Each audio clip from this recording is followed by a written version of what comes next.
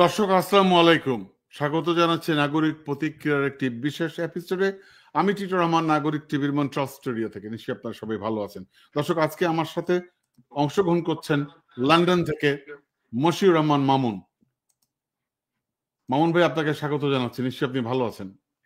আসসালামু আলাইকুম ছোট ভাই, আমরা ভালো আছি। আপনার মাধ্যমে দেশবাসীকে আসসালামু আলাইকুম।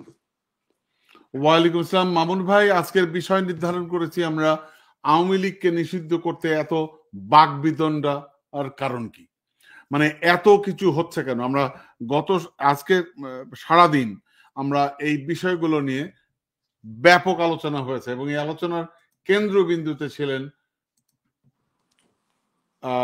দুজন সমন্বয়ক। একজন হচ্ছে এই অন্তর্বর্তীকালীন সরকারের উপদেষ্টা, আরেকজন হচ্ছেন নতুন রাজনৈতিক দলের সমন্বয়ক। উনিও ছাত্র সংগঠক ছিলেন, সমন্বয়ক ছিলেন। আসিফ মাহমুদ ও হাসনাতের ফেসবুক পোস্ট নিয়ে তোলপাড়, এবং তারা দুজনই বোমা ফাটিয়েছে আজকে।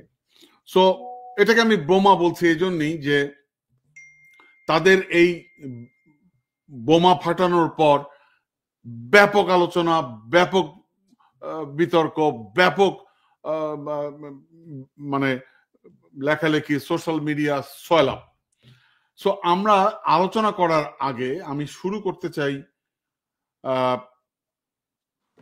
হাসনাত, আপনি জানেন হাসনাত আব্দুল্লাহ যে স্ট্যাটাস দিয়েছে, নিশ্চয়ই আপনি হাসনাত আব্দুল্লাহর স্ট্যাটাসটা পড়েছেন, নিশ্চয়ই পুরোটা পড়েছেন।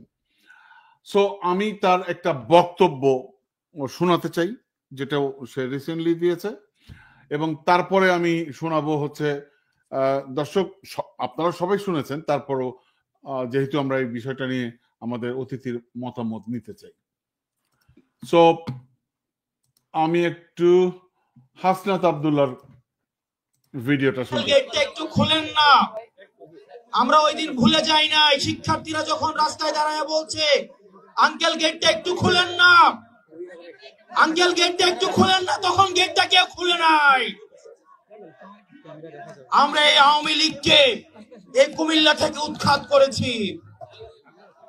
এই হাসিনার দুঃস্বপ্ন ছিল কুমিল্লা, হাসিনার দুঃস্বপ্ন ছিল এই কুমিল্লা। আমরা এই কুমিল্লাতে আমরা আওয়ামী লীগকে কবরস্থ করতে পেরেছি। প্রিয় সহযোদ্ধা, আপনাদেরকে সতর্ক করে দিয়ে যাই, আমরা যে আওয়ামী লীগকে ছাত্র নাগরিক রাস্তার মধ্যে তাজা রক্ত ঢেলে দিয়ে বাংলাদেশ থেকে উৎখাত করেছি, আজকে সেই আওয়ামী লীগকে পুনর্বাসনের জন্য ষড়যন্ত্র করা হচ্ছে। বিদেশে বসে ষড়যন্ত্র অব্যাহত রয়েছে। রাজনৈতিক দলের মধ্যে বিভিন্ন রাজনৈতিক দল নির্বাচনী ফায়দা নেওয়ার জন্য আওয়ামী লীগকে পুনর্বাসনের জন্য ব্যাকডোর ডিপ্লোমেসিতে যুক্ত হচ্ছেন। আমরা আপনাদেরকে সতর্ক করে দিতে চাই, এই ছাত্র নাগরিকের হারানোর কিছুই নাই। এক খাপে দুই তলোয়ার যেভাবে থাকতে পারে না, ঠিক একই ভাবে 5ই আগস্ট পরবর্তী সময়ে বাংলাদেশে আওয়ামী লীগ এবং এনসিপি থাকতে পারে না। যদি কেউ আওয়ামী লীগকে পুনর্বাসন করতে চায়, উত্তরপাড়া থেকে যদি আওয়ামী লীগ পুনর্বাসনের কোন ষড়যন্ত্র করা হয়, 5ই আগস্ট যেভাবে গণভবন এবং বঙ্গভবনের যে পরিণত হয়েছে, আওয়ামী লীগকে যারা পুনর্বাসন করতে চাইবে ঠিক তাদের পরিণতি এবং তাদের ফলাফল একই রকম হবে।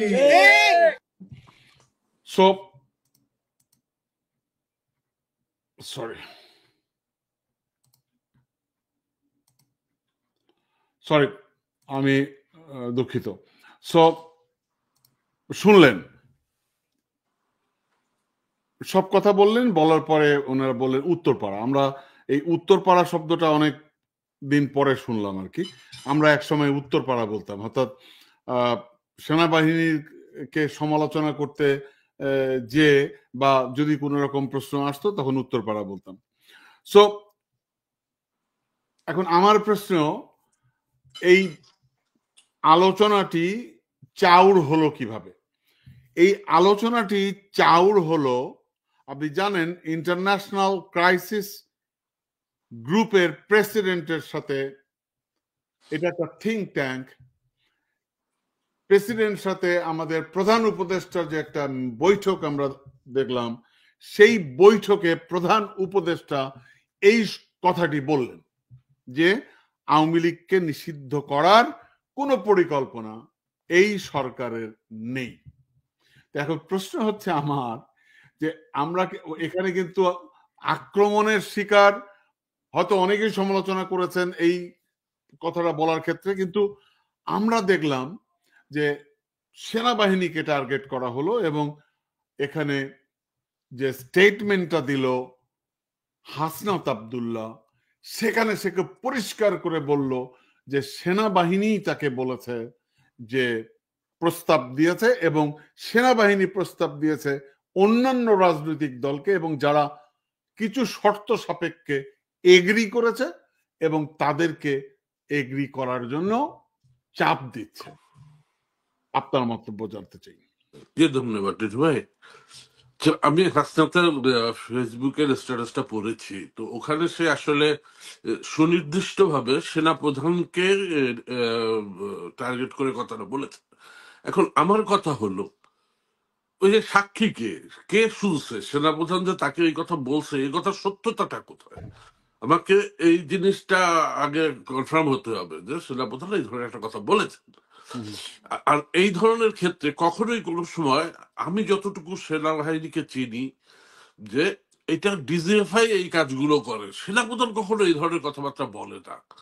আসলে এখানে ডক্টর মোহাম্মদ ইউনূসের সাথে সেনাপ্রধানের সম্পর্ক অবনতি ঘটানোর জন্য, ঘোলা পানিতে মাছ শিকার করার জন্য একটি পক্ষ একদম সুনির্দিষ্ট টার্গেট নিয়ে কাজ করে যাচ্ছে। তারা ভিতরেও আছে, বাইরেও আছে। তো হাসনাতরা হয়তো তাদের ট্র্যাপে পড়ে গেছে। মানে সেনাপ্রধান যদি বা সেনাবাহিনী যদি ক্ষমতা নিতে চাইতো, বা তাহলে তারা 5ই আগস্ট ক্ষমতা নিতে পারতো। সেনাবাহিনী যদি চাইতো যে আওয়ামী লীগ ক্ষমতায় থাকবে, তাহলে কোনো আন্দোলনেই আওয়ামী লীগকে পতন ঘটানো যেত না। আরেকটা জিনিস, ছাত্রদের এই জিনিসটা খুব ভালোভাবে উপলব্ধি করতে হবে। তাদের মধ্যে একটি অহংকার কাজ করে, শুধুমাত্র তারাই আন্দোলন করেছে, কথাটা ঠিক নয়। আমি নিজে গুমের শিকার একজন। আমি 6 মাস গুম ছিলাম, তারপরে অগণিত দিন জেলে ছিলাম। আমার মতন এরকমের হাজার হাজার বিএনপির নেতাকর্মী, জামাত ইসলামের নেতাকর্মী, তারা গুম হয়েছে, নিখোঁজ হয়ে গেছে। আমাদের ইলিয়াস আলী, আমাদের চৌধুরী আলম, আজ পর্যন্ত আমরা তাদের খুঁজে পাইনি। আমাদের ছোট ভাই শাহিনবাগের সাজিদুল ইসলাম সুমন সহ অসংখ্য আমাদের সহযোদ্ধা সহকর্মীদেরকে কিন্তু গুম হয়ে আর ফেরত আমরা পাইনি। তো সুতরাং এই আন্দোলনে কন্ট্রিবিউশন সবার ছিল। হ্যাঁ, ওই জুলাই মাসের ওই সময় হয়তো আবু সাইদের উপরে এরকমের পয়েন্ট ব্লাঙ্ক রেঞ্জে ফায়ার করায়, এবং সারা দেশের ছাত্র সমাজ এবং জনগণ রাস্তায় নেমে এসছে। এবং এটা তো প্রমাণ আছে, তারেক রহমান সাহেব যে এই হাসনাতদের সাথে টেলিকনফারেন্সে কথা বলেছে, সেখানে ছাত্র দলের নেতারাও ছিল, ওনার নির্দিষ্ট নির্দেশ ছিল রাস্তা ছাড়া যাবে না। তাহলে তারেক রহমান সাহেব কেন জুলাই মাসে এই কথা বললো, ওই যে ছাত্র সমন্বয়ক এবং ছাত্র দলের নেতাদের একসাথে? তো সুতরাং এই অহংবোধ, যখনই আপনার মধ্যে কোনো অহংকার জন্ম নেবে, মনে করবেন আপনার ধ্বংস তখন নিশ্চিত। আমি যে গুম হয়েছিলাম, এটার জবাব হাসনাত তো গুম হয়নি ভাই, সার্জিস তো গুম হয়নি, নাহিদ তো গুম হয়নি, হ্যাঁ, আমরা তো গুম হয়েছি। তাহলে কার অবদান বেশি এই আন্দোলনে? আপনি আমাকে বলেন। আমরা যদি মানে এই হিসাব করতে যাই, তাহলে কিন্তু আমরা নিজেরা নিজেদেরকে ছোট করে ফেলছি। আমরা আমাদের যে যার জায়গা থেকে আন্দোলনে ভূমিকা রেখেছি। সেখানে জুলাই মাসে 24 তারিখে ছাত্ররা আবার ইউনাইটেড হয়ে, হ্যাঁ, আমাদের দেশের সমস্ত বড় বড় সফলতায় এসছে ছাত্রদের নেতৃত্বে। আপনি যদি দেখেন 52-এর ভাষা আন্দোলন, 66-র 6 দফা, 70-এর নির্বাচন, 71-এর মুক্তিযুদ্ধ, 90-এর গণ অভ্যুত্থান, কোন জায়গায় ছাত্ররা সামনের সারিতে ছিল না? সব জায়গায় তো ছাত্র আছে, কিন্তু কোনোদিন কি কোনো ছাত্ররা এই দাবি করছে যে আমরাই সব? যেমন হাসনাতের যে বক্তব্যটা আপনি শোনালেন, যে এক খাপে দুই তরবারি যেমন থাকে না, তেমন এনসিপি আর আওয়ামী লীগ একসাথে বাংলাদেশে থাকবে না। আরে বাবা, এইটা তো সেই আওয়ামী লীগের কায়দায়, ফ্যাসিস্ট কায়দায় কথা বলা হইলো। আওয়ামী লীগ এদেশে থাকবে কি থাকবে না সেটা নির্ধারণ করবে আমাদের আদালত।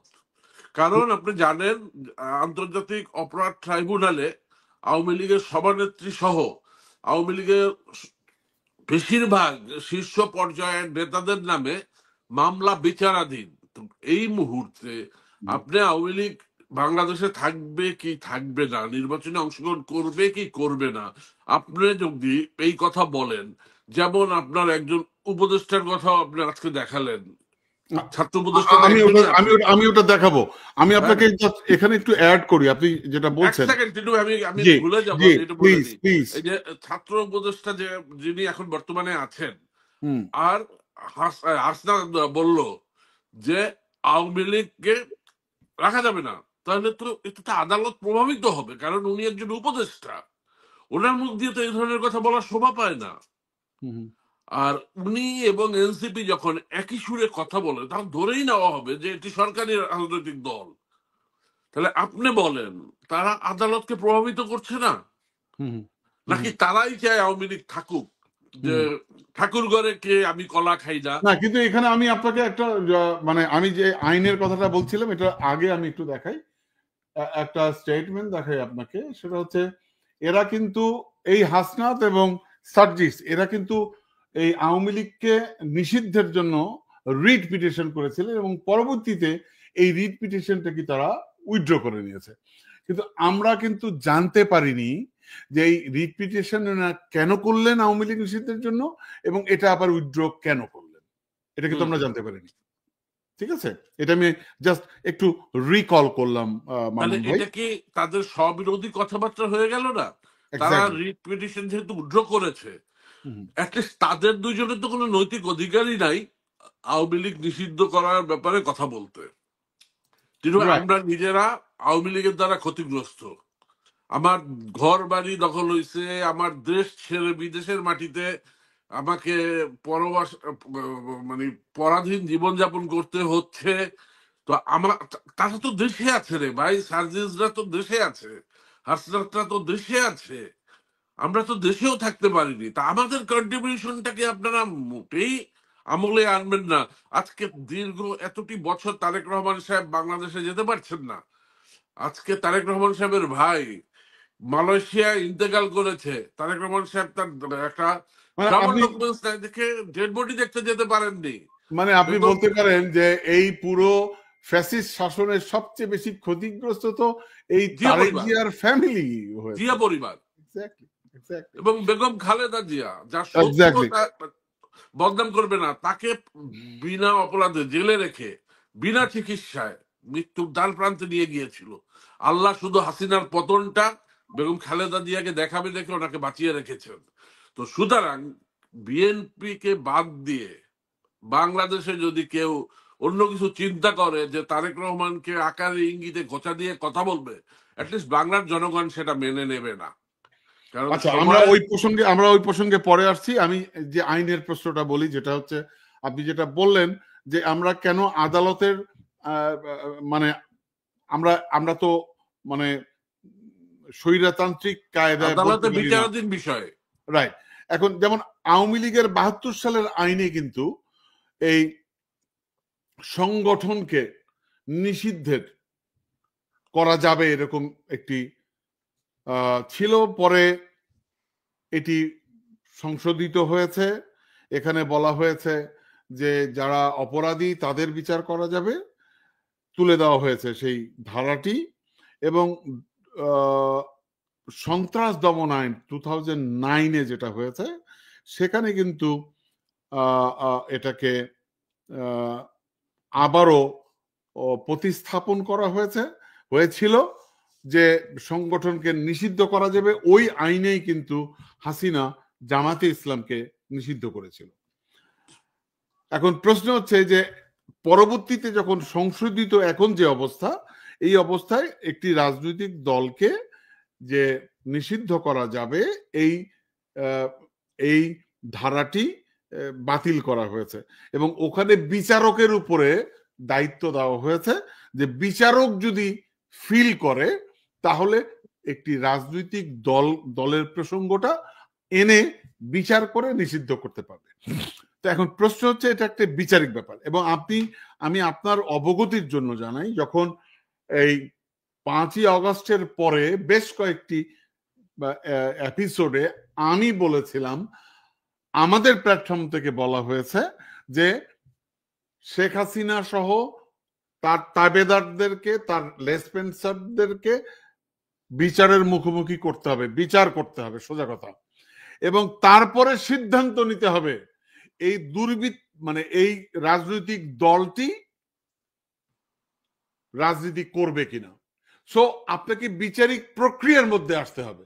আপনি যদি ধরেন অর্ডিন্যান্স জারি করতে পারে কিন্তু বর্তমান সরকার, কিন্তু এটি টিকবে কিনা কিংবা এটি বাইরের বিশ্বে এটি গ্রহণযোগ্য হবে কিনা এটিও তো একটাই প্রশ্নবোধক কিনা, আপনি কি মনে করেন?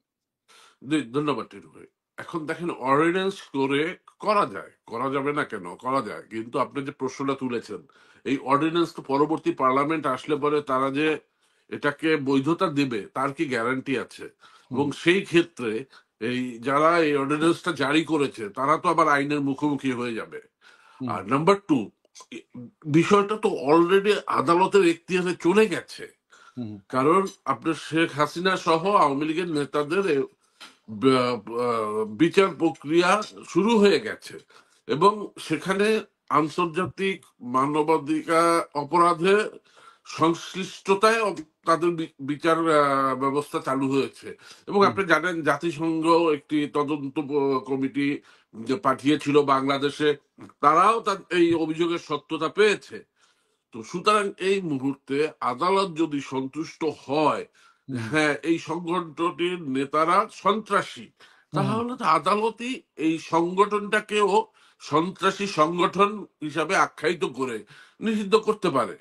এখন আপনি যদি জামাতে ইসলামকে আওয়ামী লীগ যেভাবে নিষিদ্ধ করেছিল, আপনিও যদি আওয়ামী লীগকে সেইভাবে নিষিদ্ধ করেন, তাহলে আপনারা আওয়ামী লীগের মধ্যে পার্থক্যটা কি রইল? আর বর্তমানে তো আদালত প্রভাবিত না, বর্তমানে আদালত সম্পূর্ণ স্বাধীন।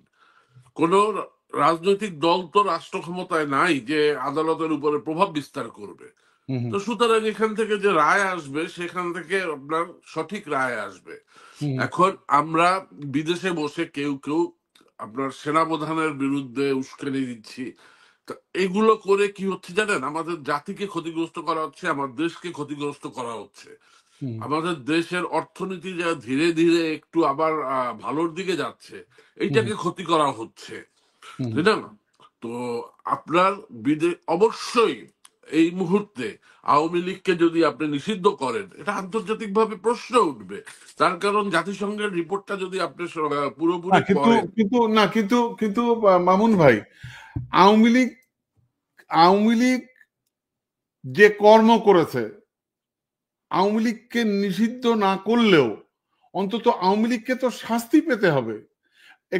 একে তো সন্ত্রাসী দল হিসেবে একে এর বিচার করতে হবে। তার কারণ আপনি যদি এটা বিচার না করেন, আপনি যদি আওয়ামী লীগকে এভাবে ছেড়ে দেন, তাহলে তো অন্যান্য রাজনৈতিক দল ভবিষ্যতে যে আবার সন্ত্রাসী কার্যক্রমে জড়িয়ে যাবে না, এর গ্যারান্টি কোথায়? যেহেতু আদালতে মামলা বিচারাধীন, এই মুহূর্তে আমরা তো বলতে পারছি না যে আওয়ামী লীগের এই সংগঠন হিসেবে এর বিচার হবে না। কারণ বিচার শেষ হওয়ার পরে যদি তারা সংগঠনের বিচার না করে, তখন আমরা এটা নিয়ে মন্তব্য করতে পারবো। কারণ আমরা তো এখন জানি না যে আদালত কোন কোন পর্যবেক্ষণ নিয়ে কোন কোন বিষয়ের উপরে রায় দেবে। তারা কি শুধু আওয়ামী লীগের নেতা নেত্রীকে দোষী সাব্যস্ত করবে, না তারা আওয়ামী লীগের না? কিন্তু সেই বিচারও তো আমরা শুরু করতে পারিনি মামুন ভাই। এই সরকার তো সেই বিচারও 7 মাসে শুরু করতে পারেনি। আপনি সেটা সমালোচনা করতেই পারেন যে এত সময় লাগবে কেন, যেখানে জাতিসংঘের মতন সংস্থা বিদেশ থেকে এসে এত দ্রুত তদন্ত করে চলে গেল, সেখানে আমার বাংলাদেশে এটা এত দেরি হচ্ছে কেন? হ্যাঁ, আপনি সেটা করতে পারেন, এবং আপনার আপনি এই দাবি করতে পারেন যে শেখ হাসিনার বিরুদ্ধে যে বিচার চালু হয়েছে, এই বিচার শেষ না হওয়া পর্যন্ত নির্বাচন না হওয়াই উত্তম। আপনি সিদ্ধান্ত দিয়ে দিতে পারেন না যে এর আগে নির্বাচন হবেই না। নির্বাচন না হলে যে আমার দেশের উপরে কত ঝুঁকি আছে, এটা রাজনীতিবিদরা বোঝে। যারা কোনোদিন রাজনীতি করেনি তারা বুঝবে না। একটি অরাজনৈতিক সরকার আর একটি রাজনৈতিক সরকার, জনগণের সরাসরি ম্যান্ডেট নেওয়া সরকারের মধ্যে কিন্তু অনেক পার্থক্য আছে। যেমন বৈদেশিক নীতিতে এখন আপনার অনেক সিদ্ধান্ত নিতে পারছে না, কারণ বিদেশিরাও চিন্তা করে যে এই সরকার কবে নির্বাচন দেবে, আবার নতুন সরকার আসবে, এই সরকারের কোনো মেয়াদ নাই। তো তারাও চায় তো একটা নির্বাচিত সরকার যার একটা নির্দিষ্ট মেয়াদ থাকবে, যাদের সাথে তাদের পররাষ্ট্রনীতি ম্যাচ করে তারা তাদের কর্মকাণ্ড চালিয়ে যাবে। তো আমরা তো কেউই আওয়ামী লীগের কে বিচার না চাওয়ার পক্ষে না। আমরা তো দৃষ্টান্তমূলক শাস্তি চাই আওয়ামী লীগের। আওয়ামী লীগ যে ঘটনা 15 বছর ঘটিয়েছে, শুধু জুলাইতে তো না। আপনারা শুধু জুলাইয়ের কথা কেন বলেন? আমাদের কষ্টটা তো হয় ওইখানে। আপনারা শুধু জুলাইয়ের কথা বলেন, আরে আমি তো 2015-তে গুম হয়েছি। আপনারা তো একবারও সেই কথা বলেন না। বিবিসি বিবিসি ইংলিশ সার্ভিসে আমাদের ঘটনা আপনার প্রচারিত হয়েছে। কই আপনারা তো সেই কথা একবারও বলেন না। আপনারা তো বলেন না যে আপনার মায়ের ডাকের একটা সংগঠন ছিল যারা কয়েকদিন পর পরই প্রেস ক্লাবের সামনে যে এই গুম, ওই সরকারের গুম খুনের বিষয়ে প্রতিবাদ করত। কই আপনাদের তো দেখি নাই ওই মায়ের ডাকের সংগঠনের নেত্রীর সাথে যে এই এই সরকার গঠনের পর আপনারা যে সাক্ষাৎ করে সমবেদনা জানিয়েছেন। আপনারা কয়জন গুমের শিকার ব্যক্তির বাড়িতে গিয়ে তার পরিবারকে আপনারা সান্ত্বনা জানিয়েছেন? আপনারা শুধু জুলাই হত্যাকাণ্ড নিয়ে ব্যস্ত। হ্যাঁ, অফকোর্স জুলাই হত্যাকাণ্ড নিন্দনীয়। আমরাও এটার আবু সাইদের হত্যা থেকে শুরু করে, মুগ্ধর হত্যা থেকে শুরু করে সকল হত্যার আমরা প্রতিবাদ জানাই। কিন্তু সাথে সাথে টিটু ভাই 2009 সাল থেকে এই পর্যন্ত আপনি শুধু ওই গুমের কথা বলবে কেন? বিএনপির এবং জামায়াতে ইসলামীর এবং অন্যান্য রাজনৈতিক দলের নেতা কর্মীদেরকেও গুম করা হয়েছে, হত্যা করা হয়েছে। সেটাই তো বলছি। আমি ওই প্রসঙ্গে যাচ্ছি। তার আগে আমি আসিফ মাহমুদের একটি ভিডিও আপনাকে শোনাতে চাই, এবং উনি একটি বোমা ফাটিয়েছে, সেই বোমাটাও আমরা একটু দেখতে চাই। প্রধানের দিক থেকে মূল ভেটোটা ছিল যে ডক্টর মোহাম্মদ ইউনূস কেন, why not any other person. Doctor Mohammad ইউনূসের নামে মামলা আছে, তিনি একজন কনভিক্টেড পারসন। একজন কনভিক্টেড পারসন আসলে কিভাবে একটা দেশের প্রধান উপদেষ্টা হতে পারে? আওয়ামী লীগ একটা লোককে একেবারেই দেখতে পাচ্ছে না, এবং বাংলাদেশে তো আলটিমেটলি 30-40% পিপল আওয়ামী লীগকে সাপোর্ট করে। এই 30-40% পিপলের মতামতের বিরুদ্ধে গিয়ে একটা লোককে প্রধান উপদেষ্টা করা উচিত? সেনাপ্রধান লাস্ট আমাদেরকে বলেছিল যে আমি বুকে পাথর চাপা দিয়ে এই সিদ্ধান্তটা মেনে নিচ্ছি। আমি বুকে পাথর চাপা দিয়ে সিদ্ধান্তটা মেনে নিচ্ছি, এটি মানে এটা বলেছেন সেনাপ্রধান। এই উপদেষ্টার নাম যেন কি? আসিফ। আসিফ আসিফ যে এখনো বাচ্চাই রয়ে গেছে তার প্রমাণ। ভাই, সেনাপ্রধানের বুকে পাথর চাপা দিতে হয় না, ট্রিগার যার হাতে থাকে। দুনিয়া তার। আজকে আমেরিকার এত শক্তি কেন? কারণ আমেরিকার কাছে আছে মরণাস্ত্র। না, কিন্তু বাংলাদেশের সেনাবাহিনী ইচ্ছা করলে কি ট্রিগার চাপতে পারে? কেন পারবে না? যদি চাইতো ভাই, যদি চাইতো। হোসেন মোহাম্মদ এরশাদ নিয়েছে না 71-এ? তখনকার মেজর জিয়া, কর্নেল জানজুয়া তার সিওরে গুলি করে আমার হত্যা করছে না? দিয়েই তো তারপরে স্বাধীনতার ঘোষণা দিয়েছে। আজ পর্যন্ত আপনি 71 বলেন, 90 বলেন, যত আন্দোলন হয়েছে, ইভেন এই যে জুলাই অভ্যুত্থান বলেন, যেটা 5ই আগস্ট, আজ পর্যন্ত কেউ কোনোদিন কোন সেনানিবাসে আক্রমণ হয়েছে আপনি দেখেছেন? কারণ এটা ওইখানে যাইতে ভয় পায়।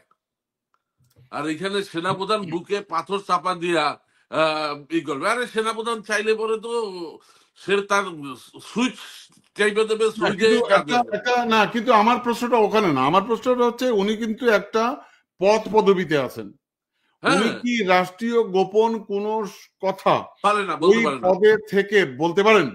প্রশ্নের সুযোগ নেই। ওনার রাষ্ট্রদ্রোহের অভিযোগ, ওনার বিরুদ্ধে মামলা হওয়া উচিত এবং ওনাকে গ্রেপ্তার করা উচিত।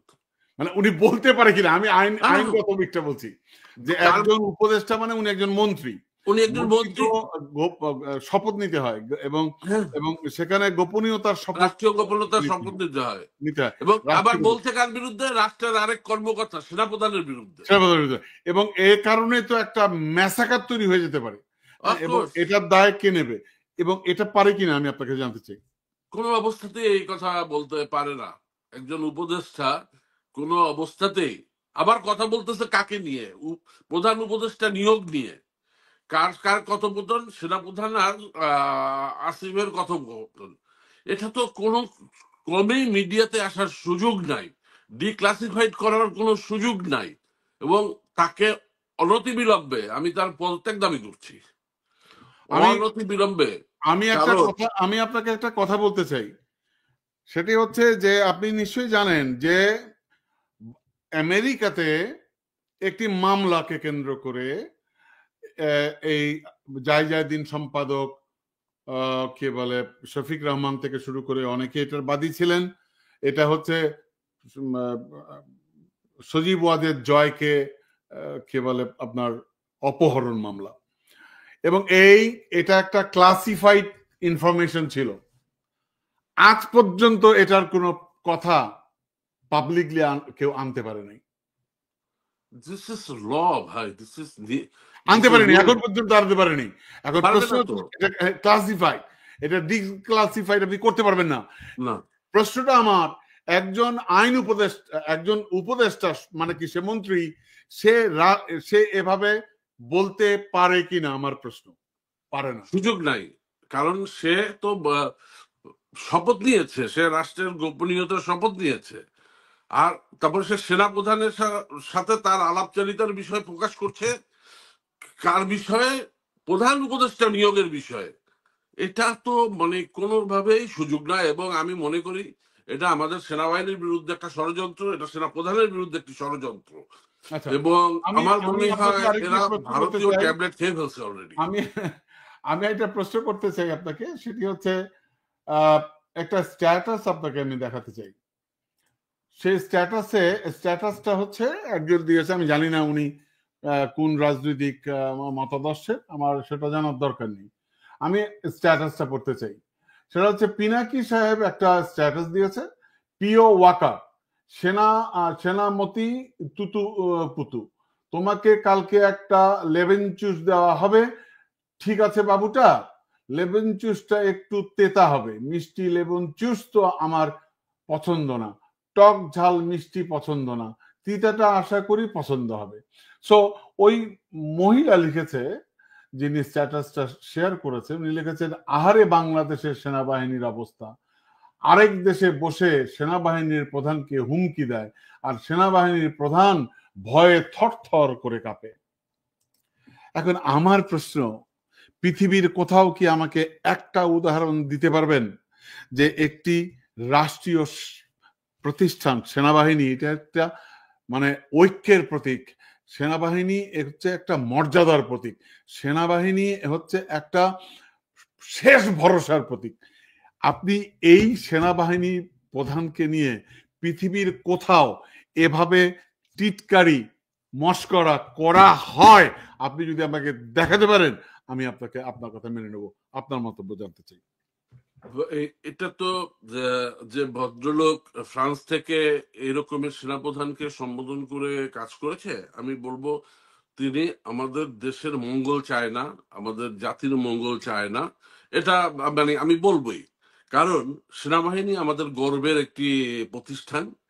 এই সেনাবাহিনী আমাদেরকে ৭১-এর মুক্তিযুদ্ধে বিজয়ী হতে সব থেকে বড় ভূমিকা রেখেছে।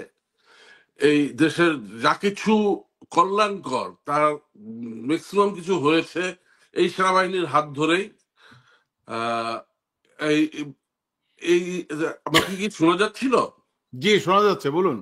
হ্যাঁ, তো যা কিছু কল্যাণকর, যেমন কথা আছে অর্ধেক তার করিয়াছে নারী অর্ধেক তার নর, তেমন আমাদের দেশের যত কিছু কল্যাণকর অর্ধেক তার করিয়াছে রাজনৈতিক দল, আর অর্ধেক তার করিয়াছে বাংলাদেশ গর্বের সেনাবাহিনী।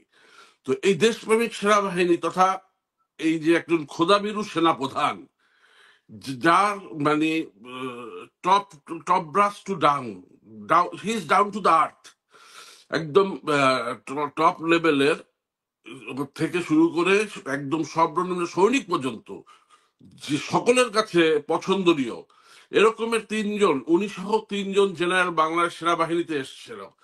একজন হলো শহীদ রাষ্ট্রপতি জেনারেল জিয়াউর রহমান, দ্বিতীয় ছিল 90-এর গণঅভ্যুত্থানের নায়ক জেনারেল নুরুদ্দিন খান, আর তৃতীয় হলো এই জেনারেল ওয়াকার, যাকে প্রতিটা সামরিক কর্মকর্তা, সৈনিকরা, এনসিও, জেসিও হৃদয় দিয়ে ভালোবাসে। এবং সেনাপ্রধান যদি চায় তাহলে ওই যে উতুপুতু ব্যান করে দেবে। আপনার চিন্তাও করতে পারবেন না যে বাংলাদেশে বসে কাতকুতু দেবে, ফ্রান্সে বসে ওইটা চুলকানি হবে। তো এত এত এত হালকা মনে করেন না। কিন্তু ওয়াকার সাহেব একজন ভদ্রলোক মানুষ। উনি একটা কথা আছে, পাগলে কিনা বলে ছাগলে কিনা খায়। তো এরকমের ওয়াকার সাহেব সবার কথায় কান দেয় না, আর এগুলো দেওয়াও উচিত না। কারণ ওয়াকার সাহেব জানে ওয়াকার সাহেব কি, ওয়াকার সাহেবের মর্যাদা কত। শুধু আপনাকে একটা কথা বলি টিটু ভাই, যে বা যারাই চেষ্টা করেন না কেন, আমাদের বাংলাদেশের প্রধান উপদেষ্টা জনাব ডক্টর ইউনূস সাহেবের সাথে আমাদের গর্বিত সেনাপ্রধান ওয়াকার সাহেবের সাথে দূরত্ব তৈরি করতে, সমস্যা তৈরি করতে তাদের এই অপচেষ্টা কোনোদিন সফল হবে না। কারণ ওয়াকার সাহেব আর ডাক্তার ইউনূস সাহেবের সম্পর্ক আপনারা যারা জানেন না তাদের উদ্দেশ্যে আমি বলে দিচ্ছি, কারণ আমি জানি, জাস্ট পিতা আর পুত্রের সম্পর্ক। তো ওয়াকার সাহেব ইউনূস সাহেবকে পিতার মতো শ্রদ্ধা করে, আর আমি যতটা ওয়াকার সাহেবকে চিনি, জাল ওয়াকারকে আমি তাহলে কি বলতে চাচ্ছেন আসিফ যে কথাগুলো বলেছে সে বানিয়ে বলেছে? একটা সাক্ষী দেন ভাই, বিয়ের সময় তো কাবিন করার সময় সাক্ষী লাগে, আপনি একটা সাক্ষী দেন না, সাক্ষী ছাড়া কত কোনো হবে না। তো কে শুনছে? আপনি এখন বইলে দিলেন, আপনি উপদেষ্টার চেয়ারে আছেন দেখে এই কথা আর কে শুনছে আমাকে বলেন ভাই? আর কোন লোক বললো না, আসিফি কেন এই কথাটা বললো? এটা তো নাহি তো বলতে পারতো। বললো এতদিন পরে কেন বললা? আর এতদিন পরে কেন বললা তুমি? আগে বললা না কেন? অবশ্যই আপনার তো যৌক্তিক দাবি। আজকে গভর্নমেন্ট ফর্ম হয়েছে আগস্ট 2024, আজকে অলমোস্ট এক বছরের কাছাকাছি, 2025-এর মার্চ। তো এতদিন পরে এসে তুমি কেন এই কথা বলবা? তুমি আগে বলোনি কেন? হ্যাঁ, প্রথম দিনই তো বলা উচিত ছিল, একদম আমি আরেকটি স্ট্যাটাস দেখাতে চাই আপনাকে, যে হাবিবুল ইসলাম, উনি একজন ছাত্র প্রতিনিধি, উনি একটি মানে এই সেনাবাহিনীকে নিয়ে সে একটি স্ট্যাটাস দিয়েছে। আমি শুধু আপত্তিকর স্ট্যাটাস, সেখানে জুলকার নাইন সামি একটা মন্তব্য করেছে, আমি এটা পড়তে চাই। উনি বলেছেন লাভ হবে না, এতেও তারা খেপে গিয়ে কিছু করবে বলে মনে হয় না, আরো বড় কিছু ভাবেন, তাতে গৃহযুদ্ধের পথটা জলদি সুগম হয়। অর্থাৎ বলছে যে এই সেনাবাহিনীকে এই কাতুকুতু দিয়ে লাভ নাই, এই তারা খেপবে না এই জন্য আরো বড় বড় কিছু করেন, যেন একটা গৃহযুদ্ধ তৈরি হয়। তাহলে আপনার কি মনে হয় যে এরকম দেশে একটা হঠকারিতা তৈরি করা, অস্থিরতা তৈরি করা কারো এজেন্ডা? আমি আপনাকে প্রশ্ন করার আগে আমি একটা জিনিস আপনাকে দেখাতে চাই। বিষয়টি হচ্ছে যে একটা পোস্টার আমরা দেখলাম, যেটা পিনাকিদা শেয়ার করেছেন। ওখানে উনি বলছেন, আজ 21শে মার্চ শুক্রবার সবাই জুমার নামাজ পড়তে চলে আসুন জাতীয় মসজিদ বাইতুল মোকাররমে। এখানে জড়ো হয়ে সম্মিলিতভাবে পরবর্তী সিদ্ধান্ত গ্রহণ করে তার দেশবাসীকে জানিয়ে দিন, গণঅভ্যুত্থানের চূড়ান্ত পর্বে গত বছরের 5ই আগস্ট জেনারেল ওয়াকারের ডাকে ক্যান্টনমেন্টে হাজির হওয়াই ছিল সেই মুহূর্তে সবচেয়ে বড় রাজনৈতিক ভুল। পিনাকি ভট্টাচার্য, ইলিয়াস হোসেন এবং ডক্টর কনক সারওয়ার। এখন এটি তারপরে এর ঘটনা আমরা এটাকে খুব দেখলাম যে একটু খোঁজ খবর লাগাই। আমরা আমাদের সাথে যারা কাজ করে তাদেরকে আমরা আমরা খবর সংগ্রহের জন্য পাঠালাম। সর্বশেষ খবর যেটা দাঁড়িয়েছে সেটি হচ্ছে কিছুই ঘটেনি। ছোট্ট একটি ঘটনা, ছোট্ট একটি ঘটনা, মানে বিক্ষোভ ছাত্ররা করেছে। আমি ওটা আপনাকে একটু দেখাতে চাই।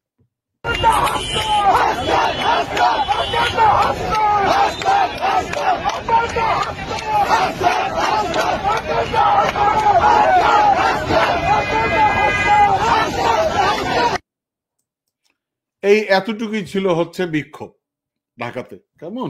সো এখন প্রশ্ন হচ্ছে যে এই হঠকারিতা হয়তো অনেকে পছন্দ করছে না, এই অস্থিরতা তৈরির বিভিন্ন পরিকল্পনা, উস্কানি, এগুলো হয়তো কাজ করছে না। তা না হলে আমি ব্যক্তিগতভাবে আমি এটাকে খুব সিরিয়াসলি নিয়েছিলাম। আমি আমার সাথে যারা কাজ করে বাংলাদেশে তাদের সবাইকে আমি পাঠিয়েছিলাম কি বলে কেন্দ্রীয় মসজিদে। তারা একদম রেডি ছিল এবং মানে সেখানে প্যালেস্টাইনিদের পক্ষে সংহতি জানিয়ে মিছিল করেছে। হ্যাঁ, ওখানে মামিনুল হক উনি বোধহয় সম্ভবত একটু বক্তব্য রেখেছেন এই কি বলে ইয়ের ব্যাপারে। এছাড়া আর মানে আমরা মানে কৃতজ্ঞতা জানাই যে মানে অন্য বিশৃঙ্খলা কিছু ঘটেনি। আপনার মন্তব্য জানতে চাই। ধন্যবাদ টিটু ভাই। প্রথমে আমি জুলকারনাইন স্বামী সাহেবের সাথে সম্পূর্ণ একমত। যারা সুরসুরি দিচ্ছেন তাতে কাজ হবে না, উল্টো দেশের 12টা বাজবে। তো স্বামী সাহেব যথার্থই বলেছেন। আমি ওনার মন্তব্যটা আগেই দেখেছি এবং ওনাকে ধন্যবাদ এটার জন্য। উনি অনেক ভালো কাজ করছেন স্বামী সাহেব। হ্যাঁ, নাম্বার 2 হলো টিটু ভাই, ওই যে আপনার দেখবেন অফসাইডে গোল করার ফুটবলে, ওই যে যখন এত ক্যামেরা রেকর্ডিং না হইতো তখন অনেক গোলই ফুটবলে অফসাইডে হইতো। তো আজকে প্যালেস্টাইনে আপনার ইসরায়েলের আক্রমণের প্রতিবাদে একটি প্রতিবাদ সভা ডেকেছে। আমি কেন অফসাইডে গোলের কথা বললাম, ঠিক আজকেই তারা মসজিদে আসতে বলতেছে যে জায়াল ওয়াকারের বিরুদ্ধে তারা প্রোটেস্ট করবে।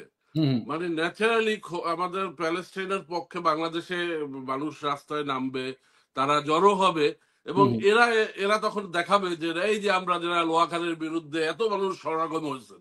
কিন্তু আল্লাহ যেহেতু একজন নামাজি মানুষ, আল্লাহ যেহেতু ওয়াকারকে ভালোবাসেন, তাই আজকে মামুনুল হকের সমাবেশেও আশানুরূপ লোক হয়নি। কিন্তু না, এখানে অনেক লোক হওয়ার কথা ছিল। কিন্তু মামুন ভাই, আপনি কি মনে করেন না যে ওয়াকার সাহেব যদি নিজেও এরকম ঘটনার সাথে যুক্ত থাকে এবং বাংলাদেশের সার্বভৌমত্ব নিয়ে খেলাধুলা করে কিংবা গণতন্ত্র প্রতিষ্ঠায় প্রতিবন্ধকতা সৃষ্টি করে, তাহলে আপনি মনে করেন না যে সারা দেশের মানুষ বিক্ষোভে ফেটে পড়বে? আমরা নিজেরাও তো প্রতিবাদ করব, আমরা নিজেরাও তো তার মানে ওয়াকার সাহেবের বিরুদ্ধে দাঁড়িয়ে যাব।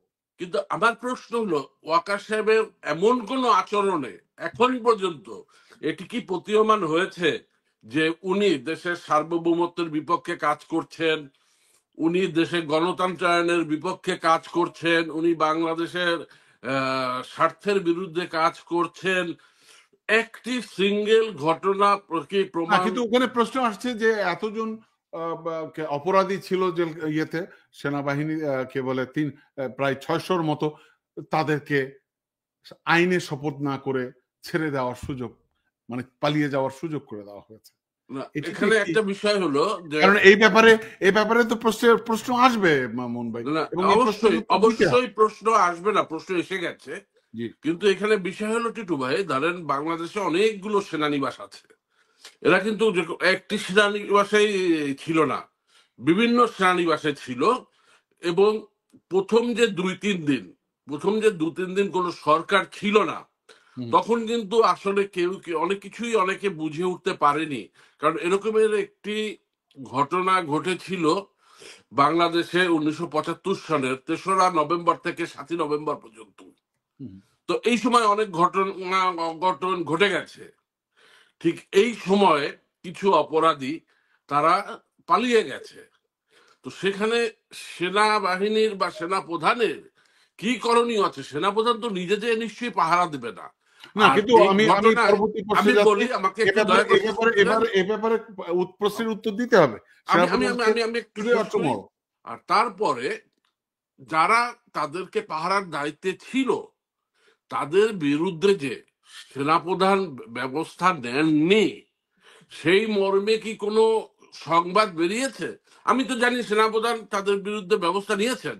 আর সেনাবাহিনীর বিষয়গুলো এগুলো খুবই মানে গোপনীয়তা সহকারে হয়। আপনি দেখবেন সেনাবাহিনীর প্রতিদিনই কিছু না কিছু শাস্তি হয় তাদের অফিসার, সৈনিক, সবাই। এটা কিন্তু কোনো পত্রিকায় আসে না। এবং আমি জানি সেনাবাহিনীর তত্ত্বাবধানে থাকা যারা যারা পালিয়ে গেছে তাদের পাহারার দায়িত্বে যারা ছিল প্রত্যেকের বিরুদ্ধে যারা লোয়াকার ব্যবস্থা নিয়েছে, এবং এখনো অনেকে কিন্তু সেনানিবাসের মধ্যে আপনার আছে, অবস্থান করছে। তাদেরকে আইনের আশ্রয় এদের হয়তো এদের নামে এখন পর্যন্ত কোনো আদালতে মামলা হয়নি। মামলা হওয়ার সাথে সাথেই হয়তো তাদেরকে আমি পরবর্তী বিষয়ে যাচ্ছি। আমি যে প্রসঙ্গে ছিলাম, হঠকারী এবং অস্থিরতা তৈরির যে একটা পরিকল্পনা করা হচ্ছে, আমরা সেখান থেকে সেই ফাঁদে পা নেওয়ার জন্য দেশবাসীকে আহ্বান জানিয়েছিলাম। আমি একটি সর্বশেষ মতামত নিয়ে শেষ করব। সেটি আপনি নিশ্চয়ই জানেন যে পিনাকি ভট্টাচার্য আরেকটি সংবাদ উনি দিয়েছিলেন, যেটি পিনাকির বক্তব্যকে ভুয়া বলে সোহেল তাজ বলেছেন। বলছে যে এটি টোটালি, এই সংবাদটি ভুয়া। সেটি কি? সোহেল তাজের নেতৃত্বে আওয়ামী লীগ গঠিত হচ্ছে, এই সংবাদটি পরিবেশন করেছিলেন পিনাকি ভট্টাচার্য, এবং উনি এটিকে মানে ডাহা মিথ্যা কথা এবং ভুয়া সংবাদ বলেছেন। আপনার মন্তব্য জানতে চাই। ধন্যবাদ। 75 আগস্টের পরে সোহেল তাজের মাও কিন্তু আপনার এই আওয়ামী লীগের দায়িত্ব নিয়েছিল। আজকে পিনাকি সাহেব হয়তো ওই কারণে সোহেল তাজকে দেখিয়েছে আওয়ামী লীগের, ওনাকে দিয়ে আওয়ামী লীগের নতুন সংগঠন চালু করা হবে। আপনি একটা জিনিস এটাকে মাথায় রাখতে হবে, বাংলাদেশে জিয়া পরিবারকে বাদ দিয়ে যেমন বিএনপি কে কল্পনা করা যায় না, তদ্রুপ শেখ মুজিবের পরিবারকে বাদ দিয়ে আপনি আওয়ামী লীগ কল্পনা করতে পারেন না। তো সুতরাং এখানে আমার আপত্তি আছে এই জন্যই যে যে অপরাধের কথা আমরা বলতেছি, আওয়ামী লীগের যে অপরাধ, অর্থাৎ শেখ হাসিনার যে অপরাধ, জিয়া পরিবারের কেউ এ ধরনের অপরাধ করেছে বলে এখনো প্রতীয়মান হয়নি। এখন প্রশ্ন হচ্ছে, শেখ হাসিনার পরিবার যখন এই অপরাধ করেছে, যে ধরনের অপরাধ করেছে, গণহত্যা করেছে, এরপরে এই পরিবারের কোন সদস্য আওয়ামী লীগে যদি আসে, সেই আওয়ামী লীগ বাংলাদেশের রাজনীতিতে জীবনে কখনো আসতে পারবে না। সেই ক্ষেত্রে আওয়ামী লীগ বিলীন হয়ে যাবে অটোমেটিক।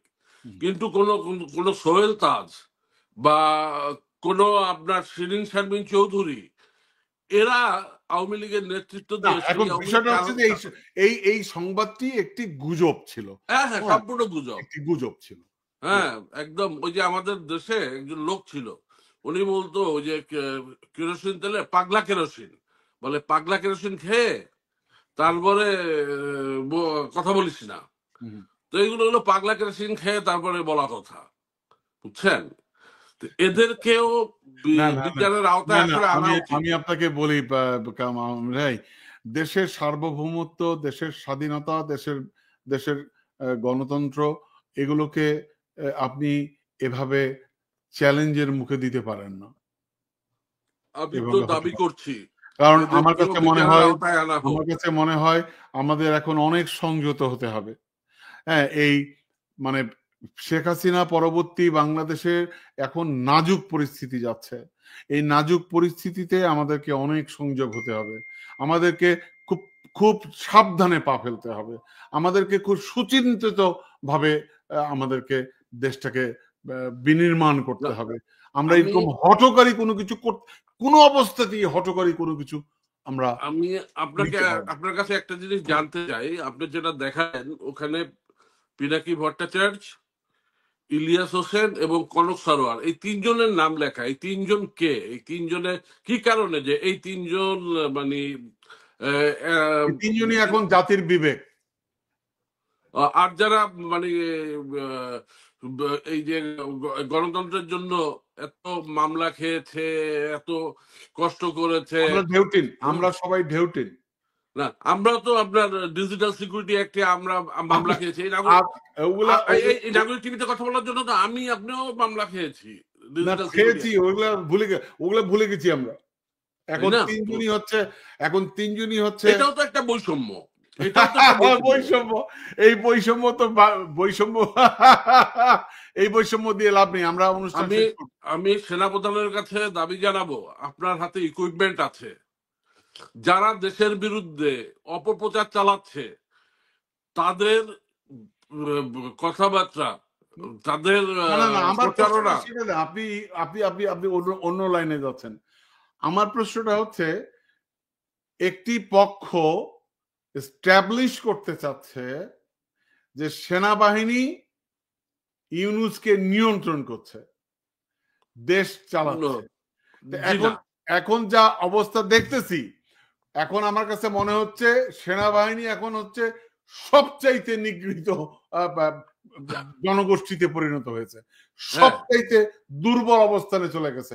সুতরাং তাহলে যারা এই কথাগুলো বলছে, তারা যে মিথ্যা বলছে, ভাওতা দিচ্ছে, আমাদেরকে ভুল ইনফরমেশন দিচ্ছে, এটাই আমার মানে এটা আপনি মনে করেন কিনা? আমি সেটাই বলতে চাচ্ছি টিটু ভাই, যে বাংলাদেশ সরকারের কাছে এই ধরনের অ্যাপারেটাস আছে যারা এই ধরনের অপপ্রচার চালাচ্ছে, যারা গুজব চালাচ্ছে, যারা দেশের গৃহযুদ্ধ বাজানোর প্রক্রিয়া করছে, তাদের কথাবার্তা, তাদের প্রচারিত কোনো কিছু যাতে ইউটিউব, ফেসবুকে ওরকমের বাংলাদেশে রিচ না পায়, যেটা আওয়ামী লীগের সময় হতো।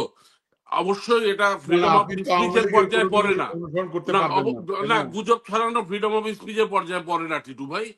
দেশের আপনার নষ্ট করবেন, যেমন আজকে ভারতে ইলন মাস্ককে আপনার এলএসমার্সের কোম্পানি মামলা করেছে, তারা তাদের ভারত ইন্টারনেটকে করতে চায় দেখে, মানে ওটাকে কন্ট্রোল করতে চায়। আর আমি কোনটা বলছি? আমি বলছি যারা দেশের সার্বভৌমত্ব নিয়ে খেলছে, যারা দেশের শান্তি বিনষ্ট করার জন্য গুজব ছড়াচ্ছে।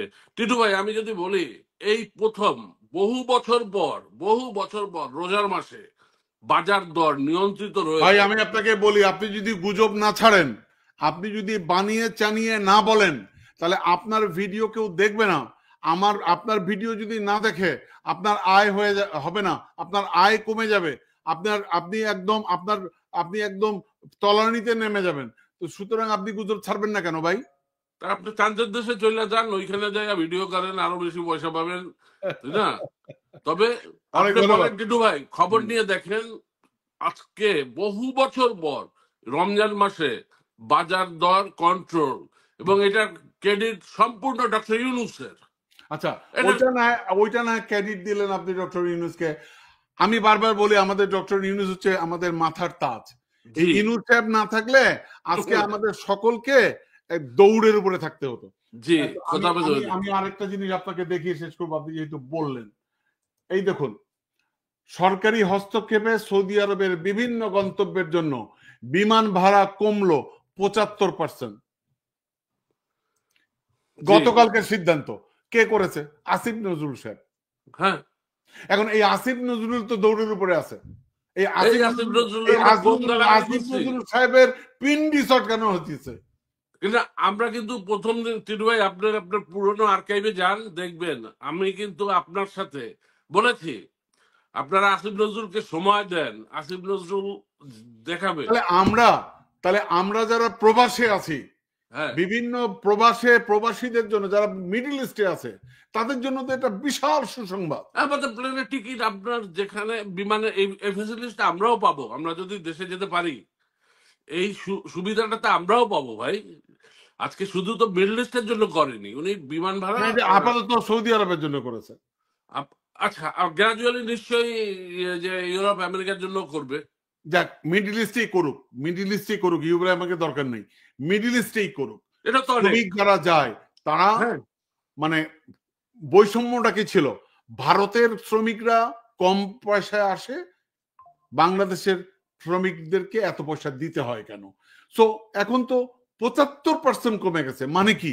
তাহলে এটা করছে আমাদের প্রফেসর ইউনূস, সরি প্রফেসর ইউনূসের নেতৃত্বাধীন সরকারের আসিফ নজরুল সাহেব। এখন আসিফ নজরুল সাহেব তো এখন সবচাইতে জঘন্য ব্যক্তি।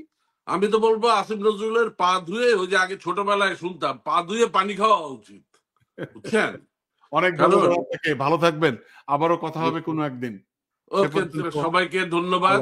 দর্শকবৃন্দ এতক্ষণ ধৈর্য ধরে শোনার জন্য আপনাদের প্রতি কৃতজ্ঞতা। জি, আসসালামু আলাইকুম। দর্শক, এই ছিল আমাদের আজকের আয়োজন। আমরা কথা বলেছি, অনেক কথা বলেছি, অনেকটা মানে যেহেতু মামুন ভাইয়ের সাথে আমাদের অনেক দিনের সম্পর্ক, আমরা অনেকটা বৈঠকি ভাবে কথা বলেছি। তবে শেষ কথা বলতে চাই, দর্শক, অস্থিরতা তৈরি করে কার লাভ? হঠকারিতা করে কার লাভ? এই হঠকারি যদি আমরা করি, আমরা যদি নিজেদের মধ্যে হানাহানি করি, আমরা যদি মারামারি করি, এর লাভ সম্পূর্ণ এটাই চলে যাবে ভারতের হাতে। আমরা এই ভারতের হাতে কি আমাদের এই জুলাই বিপ্লবের অর্জন ধূলিসাৎ হতে দেব? আমরা কি এই ফ্যাসিস্ট শেখ হাসিনাকে আবার নিজেরাই ডেকে আনবো? প্রশ্ন করে গেলাম দর্শক আপনাদের কাছে। ভালো থাকবেন, সুস্থ থাকবেন, আবারও কথা হবে আগামীকাল। সে পর্যন্ত আল্লাহ হাফেজ, আসসালামু আলাইকুম।